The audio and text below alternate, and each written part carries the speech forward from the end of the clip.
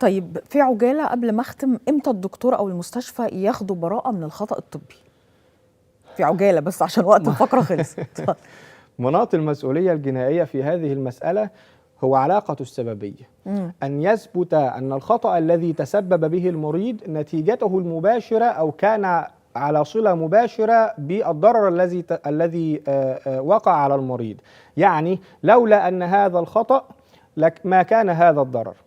هذه المسؤولية الجنائية تترتب ويتم الإيضاح والكشف عنها عن طريق تقارير الخبرة الفنية زي الطب الشرعي وما إلى ذلك. فلا بد أن يثبت إذا ما كان هناك علاقة سببية بين الفعل والنتيجة، فإذا انتفت هذه العلاقة لا يكون عندي مسؤولية، ما بيبقاش عندي مسؤولية جنائية ولا يعاقب الطبيب، لأنه هذا الخطأ لربما يكون من المضاعفات الطبية محتملة الحدوث كما ذكرنا، ولربما يكون أمرا آخر يستوجب العقوبات التأديبية والمحاكمات أو اللي بنسميها لجان الجودة، واللي موجودة في المستشفيات داخل المستشفيات وخارجها اللي هو النظام التأديبي. فإذا انتفت هذه العلاقة، إذا انتفت علاقة السببية بين فعل الخطأ ونتيجة اللي هو الضرر، لا يحاكم الطبيب لأنه لا يكون هناك مسؤولية جنائية وهنا فيها. ياخد براءة. شكرا.